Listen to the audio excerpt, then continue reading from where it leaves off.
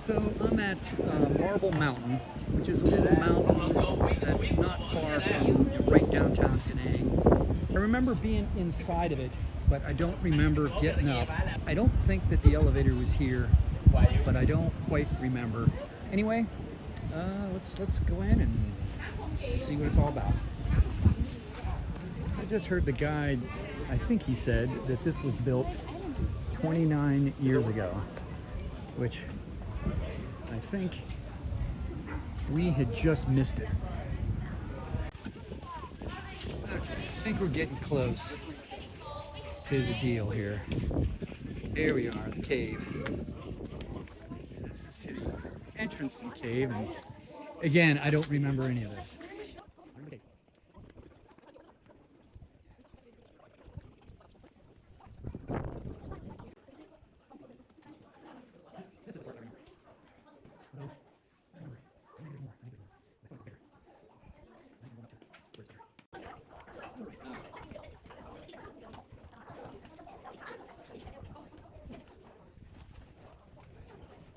This is more.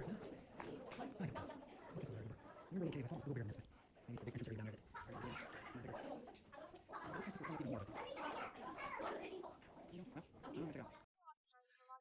So kept climbing through the narrow way, and it comes up to the top of this peak. This is where I don't remember any of this. I just remember being in kind of the cave. Although there's another peak over there with some people on top. So maybe there's more to this mountain than what I've seen so far. If not, then certainly the way you remember it and the way it really is could sometimes be two different things. When we did it before, I don't know if we had a tour or somebody was giving us a bunch of info that the cave area was used as a Viet Cong hospital during the war. All right, I think found what I'm looking for here. Yeah, this is now what I remember. All that other stuff was just that other stuff. I remember all the little caves and things back then, but maybe they didn't have access to it. Maybe it was just this main attraction coming up here, which is pretty cool. Check it out.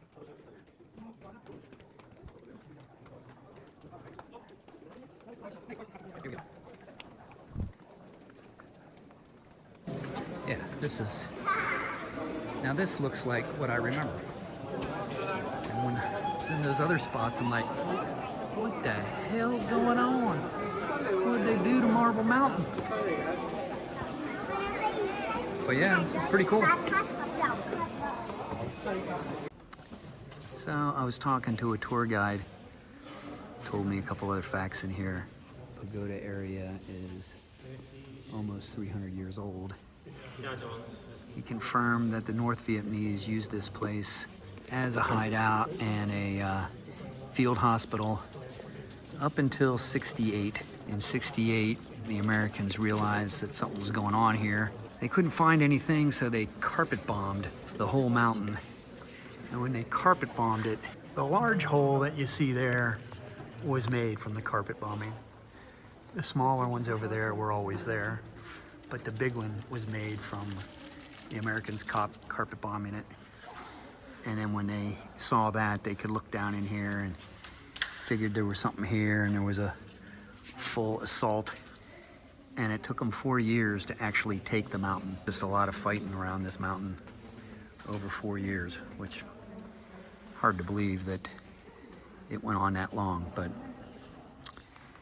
that's what the guy said, so must be true. On the way here, there's lots of places selling marble statues, and then just got down from Marble Mountain, and then lots of little trinkets of marble that they're trying to sell you.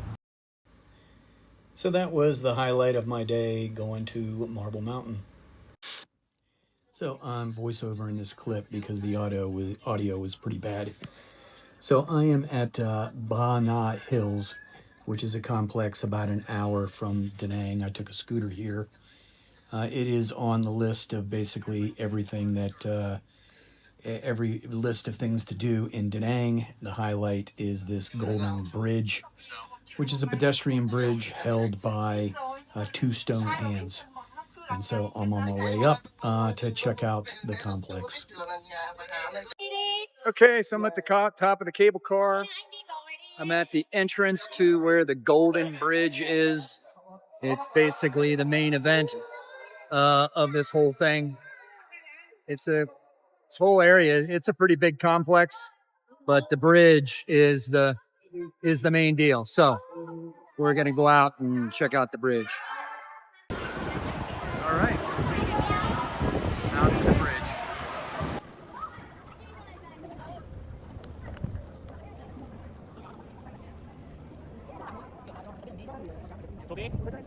So that's basically a circular, bridge held up by a couple hands. And then there's all the people taking pictures.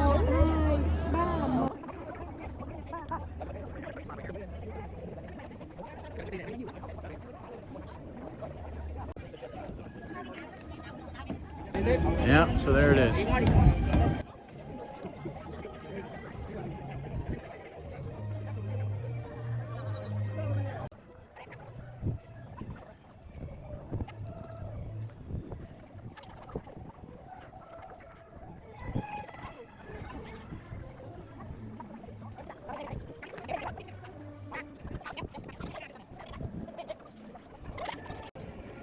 All right.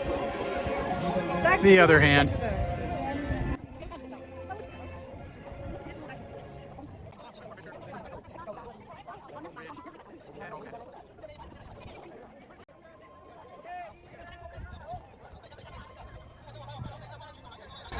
That's a nice view.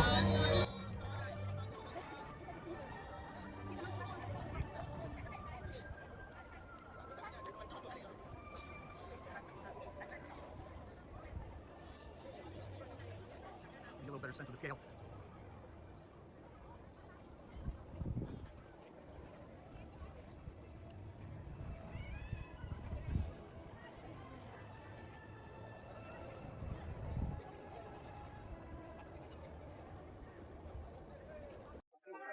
Well, it took me a while, but I finally made it to Buddha. Signage is not the best here, but through my persistence, I made it to Buddha. Because what would a Vietnamese amusement theme park, whatever this is, what would it be without one? So there we go. Good vantage of the Buddha down here. And I saw these chairs made of tires. Thought I'd check them out. These are sponsored by BF Goodrich, I think.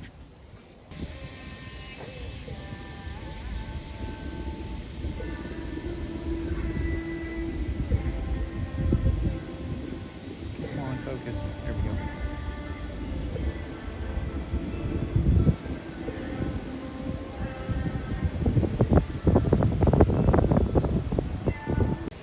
So I've been wandering around this complex, and Buddha's up over there. I keep going down and down and down. You get a decent view of what is really the main thing up there. Some kind of roller coaster ride thing. And there it looks like they're just continuing to build. I suspect it's condos or hotels, or rooms to house more people. See all cake bars.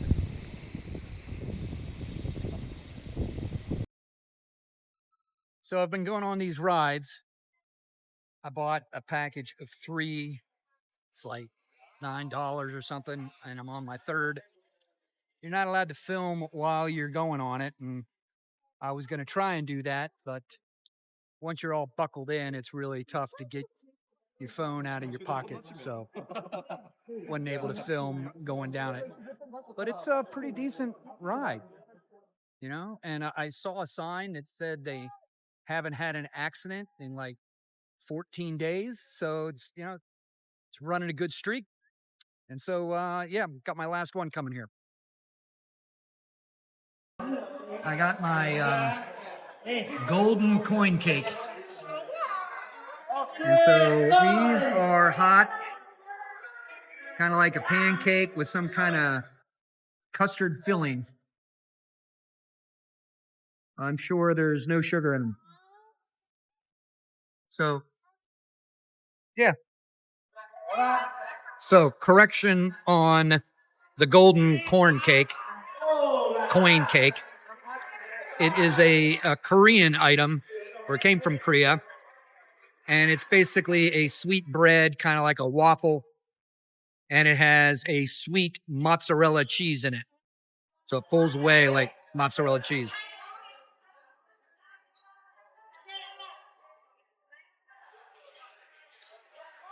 It's all right. It's good. I don't think I'll have another. Yeah, I'm trying to figure out this place. There's not really, in a sense, much to it. There's, the bridge, with the hands, and that's pretty cool. There's like the coaster ride,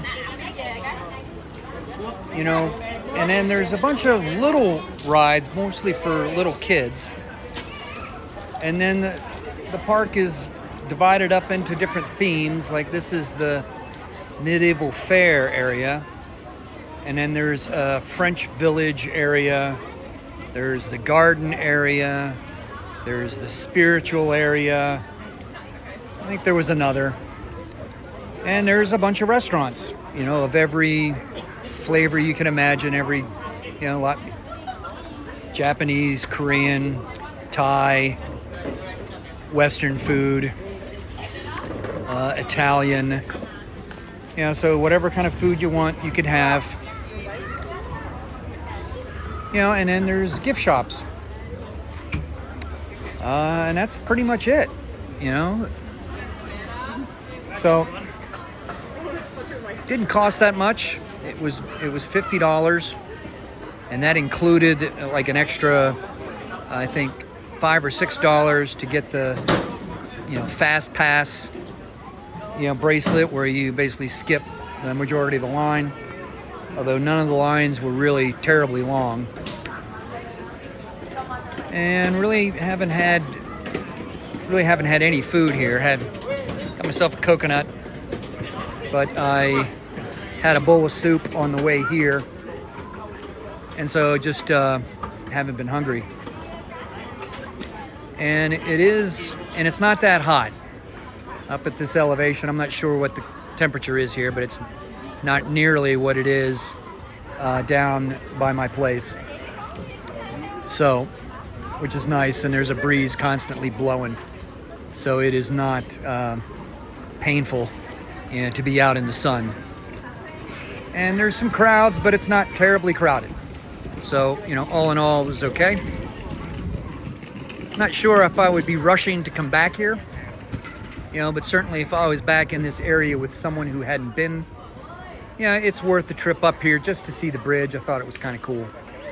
So, it's worth the outing for that. And obviously it's successful because they're, building more and more of it. So yeah.